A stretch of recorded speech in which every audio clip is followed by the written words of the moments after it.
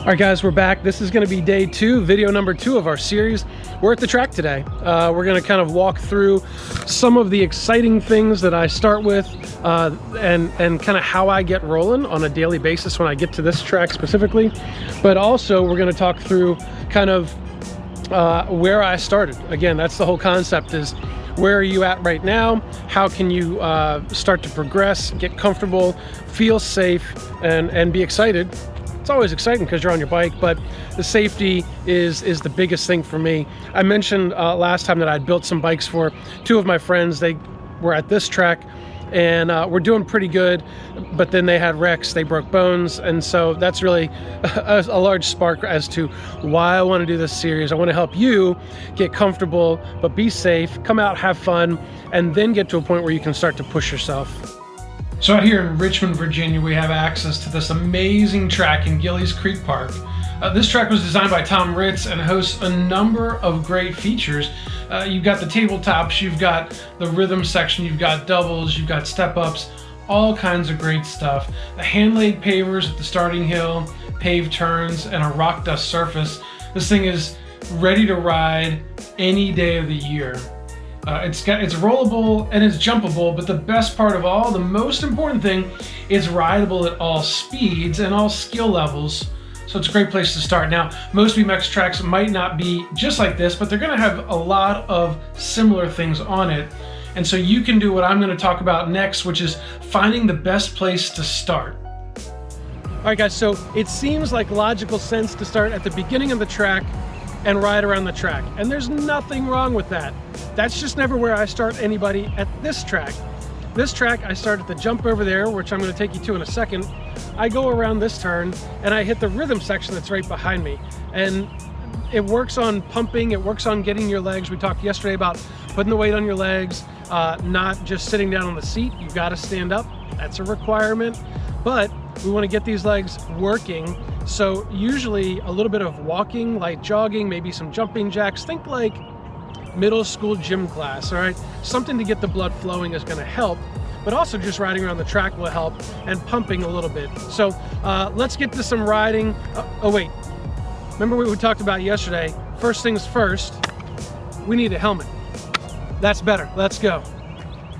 So at the track, I'm looking for a place that doesn't have large jumps to ride down that might cause me to go too fast. This rhythm section here, it allows me to move my arms and my legs while still allowing me to pedal, if I'm going too slow. So it's a nice, easy place to start and doesn't have too many big features one after the other.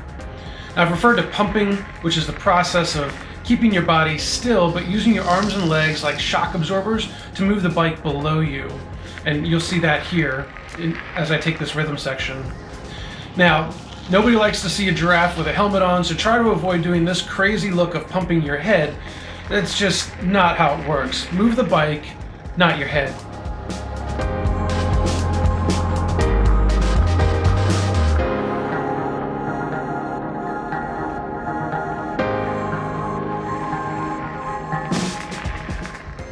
So let's take a look here at my daughter going through this rhythm section. This is actually where I started her the first time she was on this track. She has progressed and gotten to where she could roll the first 2 without pedaling and then pedaled through the end. Then she got to where she could roll the first 2 and roll the last 2, but pedaled in the middle. And now you can see her technique. She's got great pedal form. She's just pumping through each jump to propel her forward and doesn't pedal again until the turn. It's great technique and a show of progress, and that's something you can look for in yourself as well. All right, so you can see I'm on the 20-inch today as opposed to the Cruiser in the previous video. They're actually the exact same bike. This is just 20-inch wheels and the other one's 24-inch wheels. A lot of the components are the same. The cranks are the same. Even on this bike, the top tube, which measures from the center of this head tube to the center of the seat post, is the same length. And so that, for me, makes it really easy to jump back and forth between the bikes.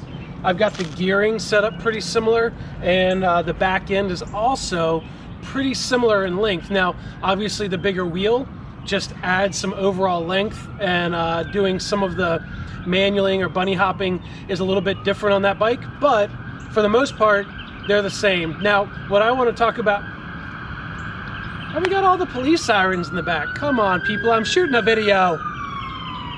Eventually. Anyway, so one of the things we want to keep in mind when we're riding is pedals flat. This is huge. If you don't remember it now. If you never knew it, learn it now. When you're going over jumps, you do not want your pedals down, because what's going to happen is, as you start to pick up speed, when you go over with 1 foot down, if your front wheel comes up at all, it's going to make you turn to that direction.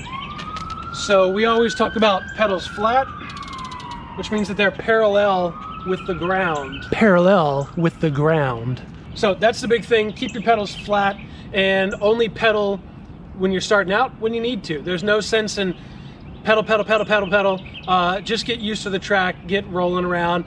Let's take you on the helmet cam and we're gonna roll around this track, just coasting, and see what we get. All right, here we go. We're just gonna coast around. We're gonna pedal when we need to and keep our pedals flat.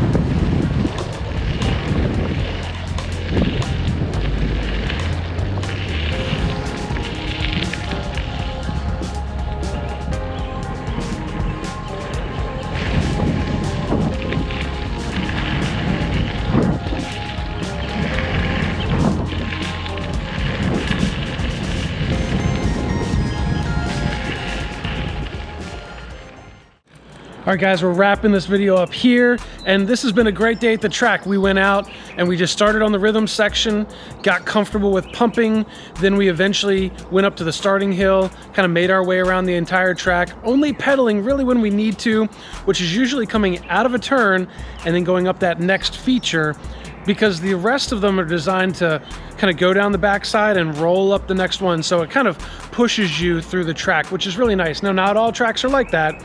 We luck out. That's how our track is. It's a very pumpable track.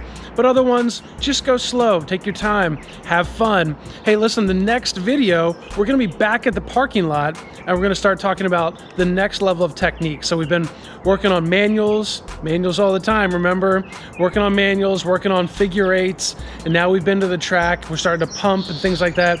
The next video is gonna be kind of fun, and we'll catch you guys on that one. Thanks for watching. Make sure to hit the like button, subscribe. We'll catch you soon. Peace.